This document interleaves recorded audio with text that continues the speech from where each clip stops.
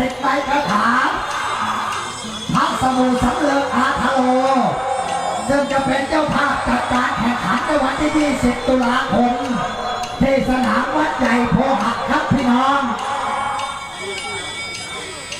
วันนี้มีขายตายเลยครับมีของใจมาด้วยมีเที่ยวนี้มีเท่าไหร่ใส่ให้หมดเพราะเหลือ12นั้นพายสบายเหตุสมุทรสัมพทองก็เรือจากพื้นที่สระบุรีครับหนุ่มสายย่อราชบุรี